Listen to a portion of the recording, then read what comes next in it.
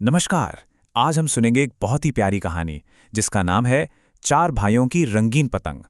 तो ये कहानी है एक छोटे से शहर की, जहाँ एक घर में चार भाई रहते थे और उनका एक सपना था। एक ऐसा सपना जो उनकी जिंदगी को पूरी तरह से बदलने वाला था। तो चलिए उनके सफर की शुरुआत करते हैं। तो कहानी का पहला हिस्सा है चार भाइयों का सपना और इसकी शुरुआत होती है सर्दियों की एक दोपहर में। सबसे पहले चलिए इन भाइयों से मिलते हैं। सबसे बड़े थे प्रियांशु, जो हमेशा जिम्मेदारी उठाने के लिए तैयार रहते थे। उनके बाद थे नीलांशु, जो काफी शांत और समझदार थे। फिर प्रियोम, जिनमें हमेशा गजब की एनर्जी रहती थी। और हाँ, सबसे छोटे थे प्रीतेश, जो हमेशा उम्मीद से भरे रहते थे। एक दोपहर की बात है, जब उन्होंने यूं ही आसमान की ओर देखा तो बस देखते ही रह गए। पूरा आसमान रंग बिरंगी पतंगों से भरा था, जो हवा के साथ मानो नाच रही थीं।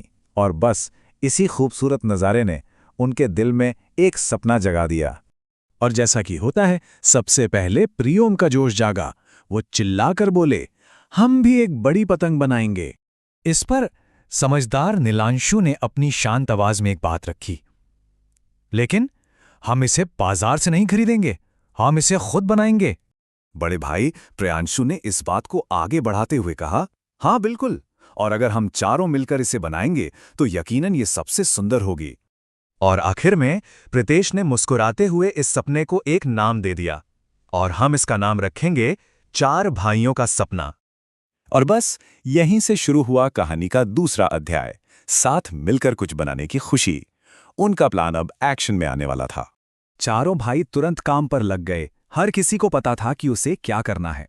प्रियांशु ने ढांचे के लिए मजबूत लकड़ियां काटी, तो नीलांशु ने एकदम नाप कर कागज को काटा। प्रियोम ने अपनी फुर्ती से सब कुछ जोड़ा और प्रीतेश ने अपनी कला से उस पर एक बहुत ही सुंदर डिजाइन बना दिया। पतंग के ठीक बीचों बीच उन्होंने लिखा, एकता ही हमारी शक्ति है। देखिए, ये सिर्फ एक पतंग नहीं थी, ये तो उनके रिश्ते की एक पहचान बन गई थी। लेकिन जैसा कि हर कहानी में होता है, एक मोड़ तो आता ही है।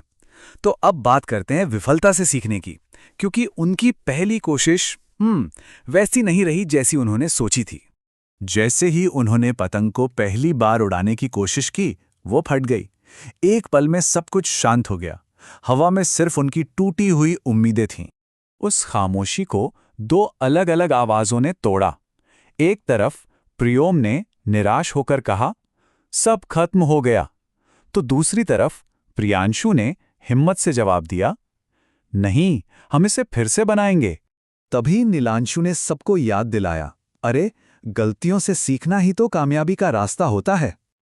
और प्रीतेश ने अपनी वही प्यारी मुस्कान के साथ सबका हौसला बढ़ाया, कोई बात नहीं, इस बार हम इसे और भी मजबूत बनाएंगे। अब आता है कहानी का सबसे रोमांचक हिस्सा, सफलता की उड़ान। एक नए जोश और पक्के इरादे के साथ उन्होंने एक बार फिर से कोशिश की, और इस बार सबने अपनी सांसें थाम ली। धीरे धीरे पतंग आसमान में उठने लगी और वो उठती ही चली गई, मानो उसे आसमान छूने की जल्दी हो। प्रियोम की आवाज खुशी से गूंज उठी, देखो, हमारी पतंग तो सबसे ऊंची उड़ रही है। उन चारों की मेहनत आखिरकार रंग लाई थी। वो जानते थे कि उनकी पतंग इतनी ऊंची क्यों उड़ी। नीलांशु ने कहा, क्योंकि हमने हार नहीं मानी। प्रियांशु ने जोड़ा, क्योंकि जब हम साथ मिलकर कोशिश करते हैं तो कुछ भी हो सकता है। और प्रीतेश ने आसमान को देखते हुए कहा, और देखना, एक दिन हमारा सपना भी इतनी ही ऊंचाई पर उड़ेगा। और अब आते हैं कहानी के आखिरी हिस्से पर, एकता की शक्ति। जैसे जैसे सूरज ढल रहा था, असली सीख अब सामने आने वाली थी।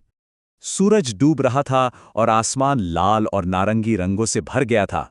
चारों भाई अपनी पतंग को आसमान में तैरते हुए देख रहे थे और उनके चेहरों पर एक अजीब सी शांति और गर्व था। उस दिन उन्हें समझ आया कि विफलता असल में कोई अंत नहीं है, बल्कि वो तो एक मौका है और भी मजबूती से एक नई शुरुआत करने का। और शायद यही सबसे जरूरी बात थी। और अंत में ये कहानी हमें एक बहुत गहरी बात सिखाती है। सपना तभी उड़ान भरता है जब हम सब मिलकर अपने पंख फैलाते हैं।